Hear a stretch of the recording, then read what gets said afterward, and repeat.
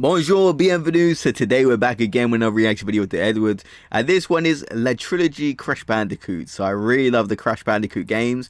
And the Trilogy were great, but unpopular opinion, I would say my favorite one was Wrath of Cortex. Most of them were pretty good. I think towards the end I wasn't really a fan of the one that came out in the 360. I can't really remember the name of that one. But Crash Bandicoot overall is pretty good, like especially the Trilogy. So let's get right into it for today.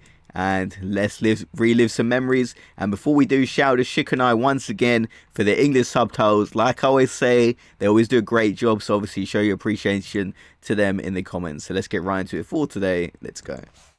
I'm excited for this one. I'm a Crash Bandicoot fan. Je dois plus me faire avoir aussi facilement par le moindre fanboy qui se présente. Faut que je vous raconte. Toute cette histoire a débuté alors que je me trouvais tranquillement à la terrasse de l'Extra Life Café lorsqu'un parfait inconnu m'a lancé. Excuse-moi. Ouais, c'est toi qui fais des vidéos YouTube sur les vieux jeux? Ouais. Une chronique qui s'appelle Rétro Découverte? C'est ça. Eh ben, je me permets de te dire, hein, puisque je t'ai sous la main, ce que tu fais, c'est vraiment pas terrible. Merci. Tu parles souvent de la PlayStation 1 et presque jamais de la Nintendo 64, alors qu'elle était 100 fois meilleure. Enfin, la mascotte de la PS1, là, tout le Crash Bandicoot, mais c'est d'une nullité, c'est totalement affligeant. Crash Bandicoot? Nah, that's crazy. Like, I can understand you not being a fan of Crash Bandicoot. Like, not everyone's a fan of everything, but to call Crash Bandicoot garbage, I thought was a crazy statement. Like, if someone said that to me, I would be shocked. Nul? T'es sûr que tu as joué pour dire ça? Voilà, c'est la première erreur que je commets. Lui répondre alors que j'aurais simplement dû rire de sa réflexion et me remettre à bouquiner. Et cette erreur va justement tout doucement me faire basculer dans les tréfonds de la mauvaise foi. On va y revenir. Oui, alors j'ai regardé des let's play et j'avais l'impression de voir Super Mario World en 3D. Hein, et Sony ne savait pas gérer la 3D. You can't play the game and watch a let's plays. What? Heureusement qu'il y a eu Mario 64 pour leur montrer comment faire. C'est un petit peu réducteur comme discours. Quand la 3D débarque sur les consoles next-gen, les développeurs n'ont pas d'autre choix que de s'y adapter et d'imaginer de nouvelles mécaniques de jeu. Pour ce qui est du jeu de plateforme, on a grosso modo deux formules. Ceux qui vont tenter le tout 3D et vont pour la plupart se casser les dents avec des soucis d'angle de caméra, de déplacement de personnages et de level design assez chaotique. Et ceux qui conservent l'héritage des jeux de plateforme de la génération précédente, aller vers la droite de l'écran pour attendre la fin du niveau. Avec des personnages et des décors 3D, mais finalement un gameplay 2D. Naughty Dog, les développeurs de Crash Bandicoot, vont eux imaginer une formule un peu à cheval entre la 2D et la 3D. D'ailleurs, certains le définissent, ce qui en vérité n'a aucun sens, mais ça en donne une image comme de la 2,5D. Crash Bandicoot propose des niveaux un peu plus ouverts, on peut se diriger sur les côtés, dans la profondeur et sauter, avec quelques embranchements de parcours ci et là, mais en aucun cas on se retrouve dans un univers ouvert. Ce sont, un peu comme à l'époque, de longs couloirs où on évite des trous, des pièges et des adversaires pour atteindre là aussi le bout du niveau. C'était une façon plutôt astucieuse de se servir de la 3D. Je ne suis pas d'accord. Exactement comme dans tes vidéos, tu enjolives l'histoire pour dire ce qui t'intéresse. Dans Crash Bandicoot, tout est archaïque. On passe d'un niveau à l'autre sur une petite carte comme on le faisait dans les jeux Super Nintendo. On a juste à atteindre la fin d'un niveau, enfin rien d'original. Tu parles de niveau 2,5D là, je sais pas quoi. Et comme par hasard, tu ne mentionnes pas qu'il y a des niveaux comme à l'ancienne avec ton fameux gameplay 2D. Hein, mais pourquoi t'as oublié de le préciser? Enfin, franchement, j'ai regardé un streamer jouer à ce jeu, je me dis que même en 1996, tout faisait déjà vieillot. Mais bon, t'es un fan de... See, that's a crazy statement. I feel like you can, like, I watch a lot of videos talking about games, of course, as you see, and some of them, most of them, especially Joueur du Grenier, like the games he's playing, look really bad, and he points out some good things, but I wouldn't, with authority, you know, give my opinion on the game I really haven't played. I'll say it looks like that, it doesn't look so very good, but this guy's kind of stating stuff as fact, which I feel is kind of wrong, and to say it looks dated for 1996, I mean, I don't agree with that. De la PlayStation, alors forcément tu le définis comme un jeu culte. J'aime beaucoup la première PlayStation, mais j'en suis pas du tout un fan. Et puis le premier Crash Bandicoot est culte, pas uniquement pour moi. Et puis surtout, ouais, vous voyez là, je commence tout doucement à m'agacer. Pourtant, si je devais me placer sur l'échelle de la mauvaise foi à ce moment, je suis clairement à 0. C'est un petit peu plus tard que ça va grimper. Ce premier Crash Bandicoot n'a pas encore tout à fait son identité, mais ça l'empêche pas d'être super fun. Le jeu a un côté déjanté qui explique en partie son succès, ce Bandicoot qui se retrouve confronté à tout un tas de situations cocasses. Mais à l'époque, on était... Exactly, like, I remember playing these games. I actually played the Wrath of Cortex first, and then I got the Trilogy, like, after. But I had so much fun playing these games as well. But like I said, Wrath of Cortex is my favorite, but I can imagine, especially for the time when these came out, they must have been, like, even more fun than I had, and I had a lot of fun playing them late.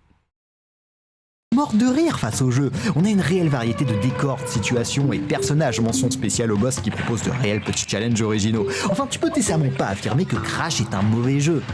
Ce que je peux dire, c'est que la même année, en 1996, sort sur Nintendo 64 Mario 64. Et le fossé qu'il y a entre les deux jeux est juste colossal. Il montre à tous comment doit fonctionner un jeu de plateforme 3D, avec des level design réfléchis à la 3D, une réelle liberté qui permet l'exploration, la découverte, des objectifs variés par niveau, et pas simplement atteindre le bout du stage. Mais bon, avoue-le, à côté, Crash Bandicoot est totalement ridicule.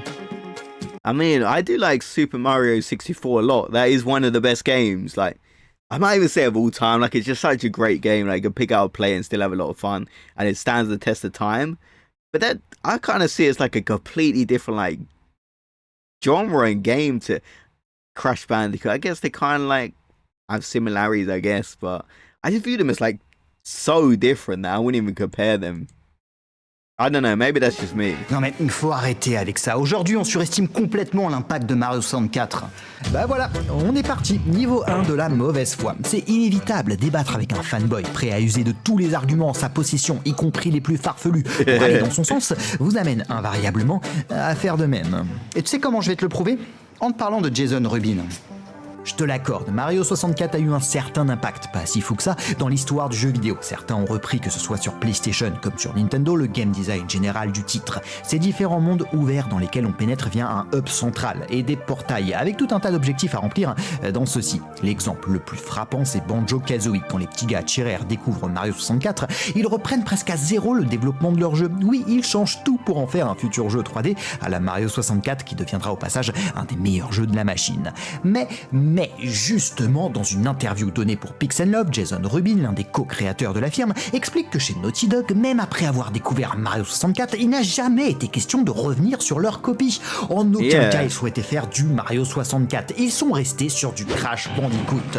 Et ils n'ont pas pris la direction de bon nombre de jeux de plateforme de l'époque, parce qu'ils croyaient en leur jeu, jusqu'à en proposer l'année suivante un second opus, Crash Bandicoot 2. On retrouve la même formule avec bien plus de subtilité. Voilà qu'on se retrouve avec des dialogues, des cinématiques, une intrigue plus présente. Fini le personnage qu'on balade de case en case, qui, je te l'accorde, commençait à dater. On se retrouve dans un hub, avec toujours plus de variété au sein des niveaux, la possibilité de contrôler des véhicules comme un surf, du jetpack, se retrouver à dos d'animal.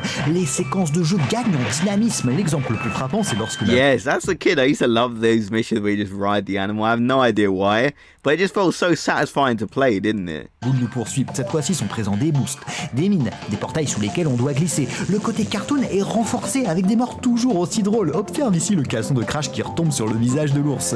L'abeille qui nous pique et fait grossir la tête du personnage. Une fois écrasé, Crash continue à se déplacer. L'animation du personnage est bien plus travaillée. Regarde Crash paniquer et regardez derrière lui. Crash Bandicoot 2 est une réussite sur tous les plans. Et non, il n'a pas eu besoin de ton Mario 64 pour être un des meilleurs jeux de plateforme de sa génération. Oh non mais... tu vois, c'est exactement ce que je disais. Ceux qui ont grandi avec la PlayStation 1 n'ont plus aucun discernement. Et ils sont incapables d'admettre qu'ils ont joué à des bouses. Tu sais quoi ? Ils ont fait le test sur des jeunes de 8-15 ans qui n'avaient pas connu le jeu à l'époque. Et les résultats sont là. 63% préféraient jouer à Crash Bandicoot plutôt qu'à Mario 64.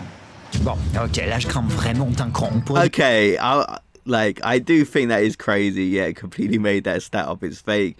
I was like, that does sound crazy. I mean, yeah, but yeah. Dire que j'atteins le niveau 2 de la mauvaise foi. Je viens complètement d'inventer cette stat. Elle est fausse. J'ai juste envie de lui faire fermer sa bouche à ce crétin. Mais tu m'étonnes, avec Minecraft, Fortnite, Pokémon Go, les jeunes ne savent plus reconnaître un bon jeu. Ok, tu sais quoi, parlons du dernier opus, Crash Bandicoot 3. And to be fair, that like kids nowadays, obviously there's some kids out there who know about games and kind of explore, but there's some people like I work with younger people in my team, like in my job. There's like 20-year-olds. I'm like 20, but I'm the late 20s, and I kind of go back and play old games. I kind of grew up with the PS2. I went back and played the PS1. I played the Nintendo 64. I'm kind of into retro stuff, where it's not completely, obviously, but I do like some retro games here and there. Whereas they won't go back. They won't play any old games. They won't even watch old movies. And I'm just like, really, man? Really? It does kind of annoy me. I'm like, ugh. Tu vas pas avoir grand chose à me rétorquer là-dessus. Beaucoup le considèrent comme le meilleur opus de la série. C'est tout simplement l'aboutissement de la formule. Les personnages sont toujours plus intégrés à l'intrigue. D'ailleurs, ceux-ci n'hésitent pas à communiquer avec nous pendant les temps de chargement. Crash, crash, crash. Pourquoi tu viens toujours fourrer ton nez dans mes affaires? Les gags se multiplient entre les mâches qui se retrouvent en caleçon, le singe sur qui son pot lui retombe sur le visage, les grenouilles qui te transforment en prince charmant, Crash qui vient s'écraser sur notre écran, ou alors qui se perd ses voltiges dans les airs, avec un côté party game qui se ressentait déjà avec les deux premiers épisodes, mais qui est ici sublimé, déjà avec tous les boss du jeu qui proposent chacun des sortes de mini-jeux, mais aussi à travers une véritable variété de situations. On a des niveaux aquatiques, bon moi j'aime pas les niveaux aquatiques mais au moins ils sont là, Coco qui est à présent contrôlable dans des séquences de jet ski ou à dos de bébé tigre, ou même en avion, un dino qui nous pourchasse, des passages de moto préfigurant d'une certaine manière le futur Crash Team Racing. Naughty Dog sont allés au bout de leurs idées, et je le dis clairement. And what was the game? Was it just called Crash Team Racing the game? Like they did like a racing game. I think it was Crash Team Racing the game was also called that. And that was a lot of fun on the PS2. I did like that game. Crash Bandicoot 3 est un meilleur jeu que Mario 64, y a pas photo. Niveau 3, de la mauvaise foi. Ouais, là je dis clairement un truc que je pense pas, hein, même s'il pourrait y avoir débat, mais je sais pas si ce serait très pertinent. Voilà ce qui fait un mauvais youtubeur. En affirmant des âneries pareilles, tu m'étonnes que les gens n'aiment pas la Nintendo 64. Attends, c'est de cette manière que s'est conclu notre débat. Vous vous doutez, personne n'a convaincu personne. Et je suis rentré chez moi affreusement frustré. Voilà comment les choses finissent par se conclure quand on débat avec un fanboy. La discussion n'est jamais enrichissante. On se retrouve toujours en duel un peu comparable à un match de boxe où chacun cherche à mettre des coups et à contrer ceux de son adversaire. Un ridicule affrontement où de part et d'autre la mauvaise foi dicte les arguments de chacun. Mais vous savez ce que je trouve le plus ridicule dans tout ça, c'est de chercher à comparer deux illustres jeux de l'époque pour la simple raison qu'ils sont pas sortis sur la même console. Ce débat, c'est exactement le même qui sévissait sur la génération précédente entre Mario et Sonic. En vérité, il s'agissait de deux jeux de plateforme radicalement différents qui enrichissaient le jeu vidéo l'un comme l'autre, ont eu une influence sur l'ensemble du genre de la plateforme. Sonic imposait la vitesse avec des niveaux plus ouverts centrés sur le parcours pour une expérience plus arcade, alors que Mario se penchait sur l'aventure, un nombre de niveaux bien plus important et un rythme plus lent basé davantage sur la plateforme pure. Les choses ne sont pas très différentes ici. Si Mario 64 a été à juste titre une révolution du platformer 3D, on peut remercier Naughty Dog de ne pas avoir cédé à ce style en conservant leur propre philosophie du jeu de plateforme. En termes d'aventure, Mario 64 va encore plus loin que Mario World. La multitude d'objectifs au sein d'un même niveau est impressionnant. L'exploration, la recherche et la réflexion y occupent une place centrale. Crash, de par son level design bien plus rectiligne, est beaucoup plus mouvementé. La succession d'adversaires et d'obstacles est minutieusement calculé. C'est pour ça qu'il a un côté beaucoup plus cartoon. Oui, on meurt très régulièrement dans Crash Bandicoot et c'est bien moins punitif que dans Mario 64. On trouve 4 à 5 checkpoints par niveau, des lots entiers de vie, ce qui en donne un côté die and retry. On meurt, on repart tout de suite. Et c'est drôle, les situations, les personnages et les morts loufoques s'enchaînent à un rythme effréné. Mario 64 et Crash Bandicoot sont deux jeux de plateforme à la philosophie presque opposée. Vous savez, j'ai recroisé à plusieurs reprises ce gars, j'ai appris qu'il s'appelait Lucas. Il a essayé de me rechercher des noises à propos de certaines de mes vidéos. C'est vraiment pas simple, hein. Par moments j'ai envie de lui répondre et de l'envoyer se faire paître.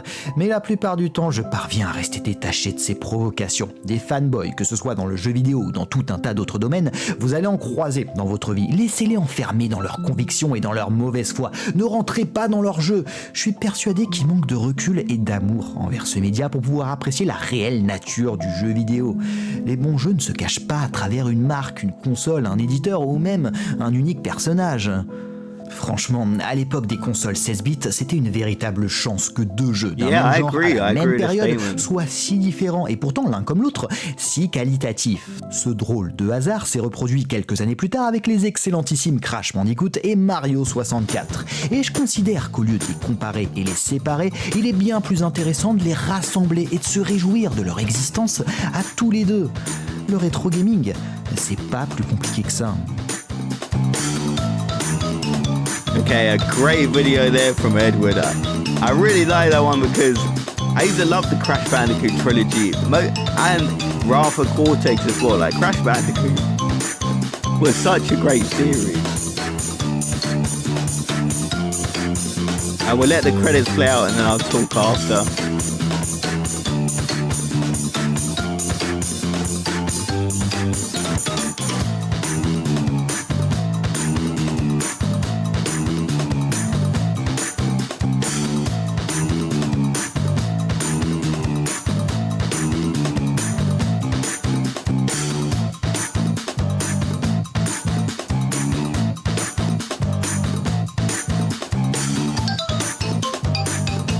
always like the music they put in these end credits.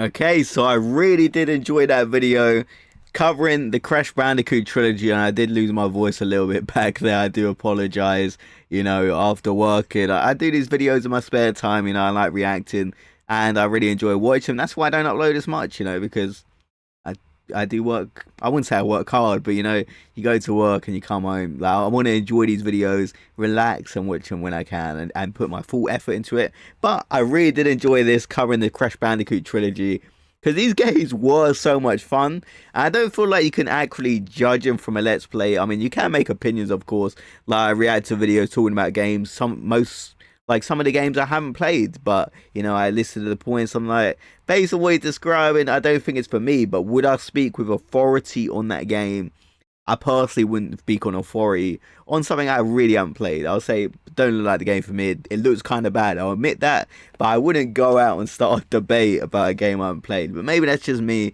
But you know, I kind of view Mario 64 and Crash Bandicoot as like two completely different games. Like, I wouldn't even say they're like connected at all. I guess came out at a similar time, but I view them as so different. Both great games. It's sort of like Mario and Sonic as well. Like, I know they did like the Olympic like collaboration games and they're around the same time, but they were just so different. So I don't really get why they're compared, but you know, people are going to compare games, and that's kind of funny they got approached. But I kind of like, I don't know if I call the guy a hater, because he weren't really that mean, but he kind of was a little bit rude, I guess. But they kind of had an interesting debate, and it spawned a great video. So I guess shout out to that guy as well. And obviously shout out to Edward and everyone else made these videos. So let me know your thoughts about this one. Did you play Crash Bandicoot growing up? And I'll see you guys in the next video. Have a great day, everyone.